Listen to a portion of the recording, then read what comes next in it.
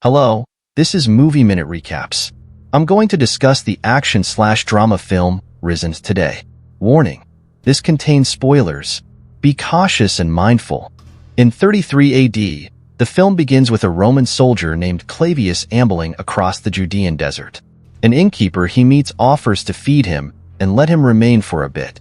When the innkeeper sees his tribune ring, he starts to wonder why such a powerful commander is staying in such a lonely place. Clavius replies by starting to inform him about the recent things he saw. We witness Clavius fighting with his comrades against an opposing army in a flashback. As it happens, Judea had been under Roman Empire rule for 30 years. While the elites are preserving a precarious truce, the Jews are praying to their God, Yahweh, for the arrival of a rescuer. Leading the soldiers to destroy disobedient Jews is Clavius, acting on the governor's orders. He simply wants to go up in rank in order to make enough money to retire, though, as he is not satisfied at all with his current position.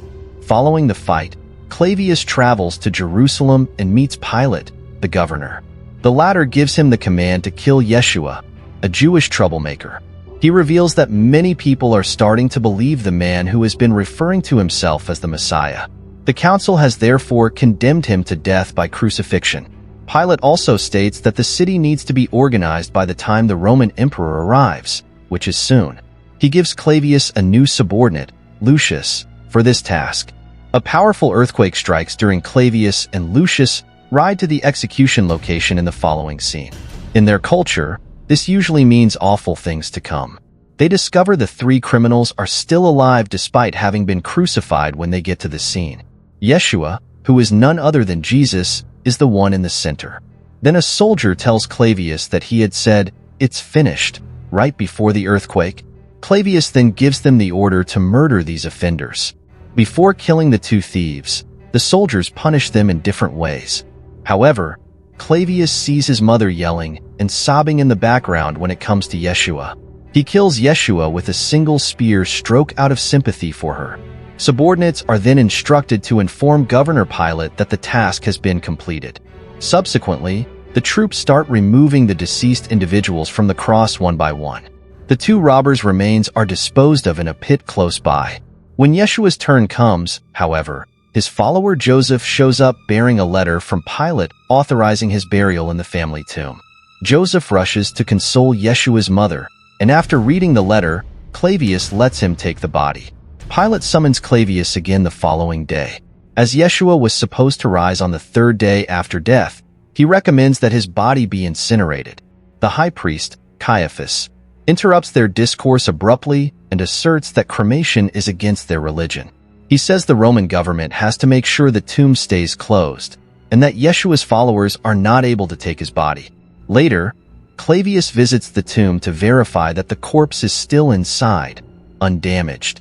It takes 7 guys to roll a big, cylindrical stone in front of the aperture. Ropes are used to secure the stone, and official Roman seals are used to seal it.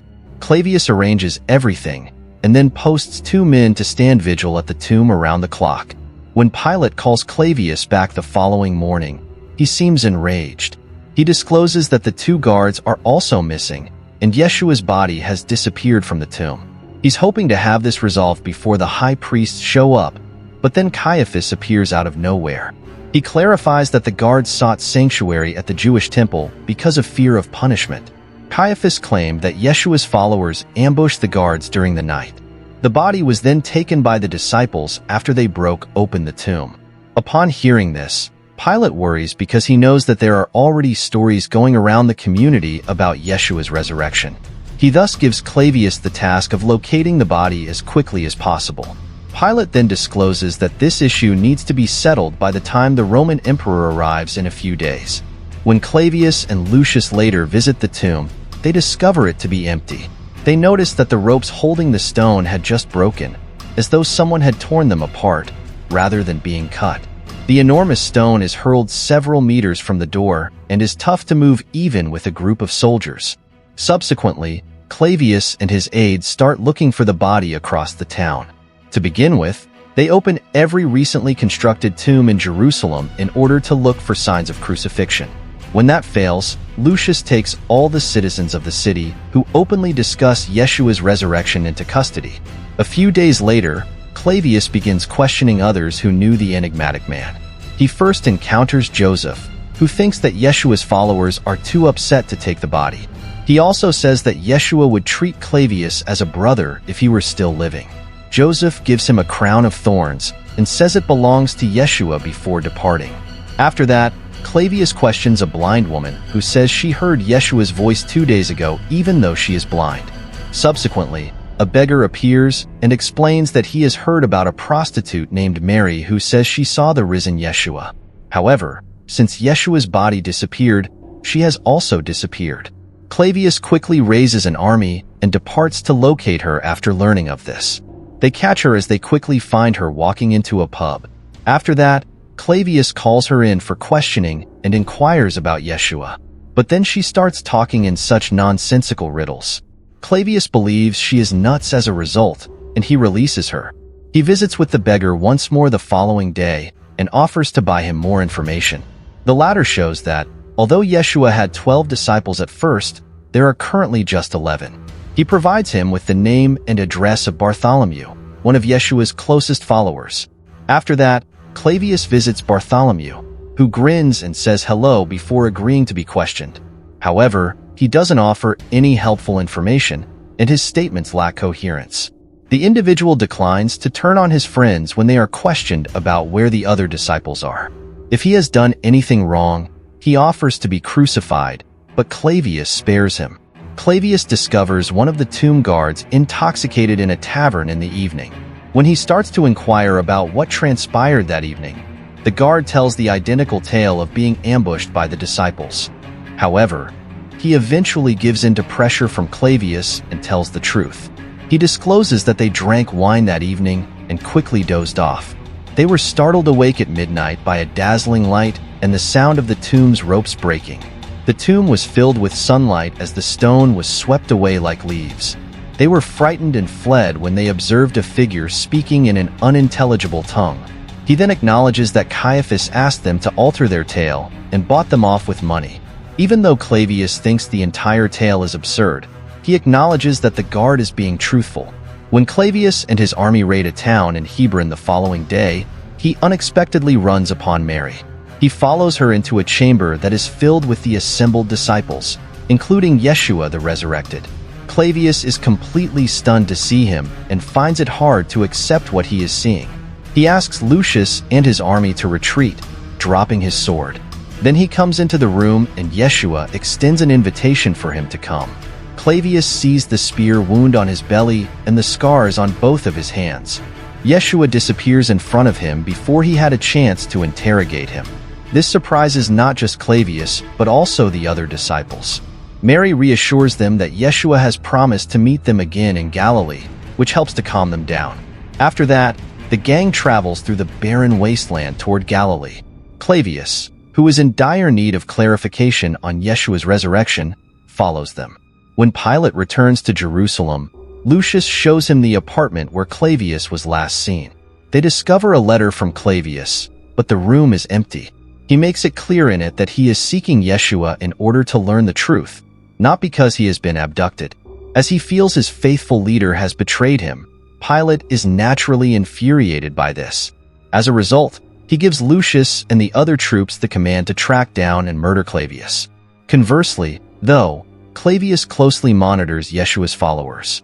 He strikes and hurts Peter, the guy, out of hatred when he offers him water. But Clavius quickly has second thoughts and decides to surrender his weapons. After that, he goes to join the disciples, who give him a cordial welcome and let him eat some of their supper. The expedition resumes the next day, but Clavius learns that Pilate's soldiers have now caught up with them. The disciples start to crawl on the ground as he takes them along a secret trail through the mountains. Soon after, Lucius materializes and makes an attempt to harm them. However, Clavius manages to overwhelm him and seize his sword. After pinning Lucius to the wall, he proclaims that there will be no deaths today. All Clavius does is hand him back his sword and urge him to come back to the city. Oddly enough, Lucius agrees and walks away silently. The company eventually makes it to Galilee, where they wait for Yeshua. They start to get really hungry when he doesn't show up. They thus get on a boat and head off to fish on the Sea of Galilee. They wait for hours after casting their nets at night, but not a single fish is taken. They see a guy in the distance wearing a robe as dawn breaks. When they respond no, the man asks if they have caught any fish and instructs them to cast the net to the right. With rapid obedience, one of the disciples helps them catch a lot of fish. They recognize the man as none other than Yeshua as they navigate the boat closer to the coast. Clavius smiles at the disciples as they joyfully rush to him. The gang then consumes the fish in a little seaside village. Yeshua witnesses a sick man stealing there and is chastised by the locals. Reaching for a fish, he goes to feed the man. Then Yeshua gives him a hug and a forehead kiss, curing his condition right away. The man's wounds and burns go away, revealing his true face. As the sick guy stands up and begins to walk normally, Clavius looks on in disbelief. Clavius visits Yeshua that evening because he is having trouble falling asleep. He regrets that he just stood by when Yeshua was crucified and was powerless to stop it. The Almighty responds with a smile, stating that he is aware. Then he asks Clavius if he wants a day without violence, love, or serenity. Clavius is rendered mute, and without the ability to articulate his thoughts.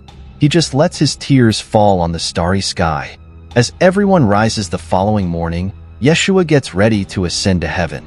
There, Jesus tells his disciples he will make a space for them.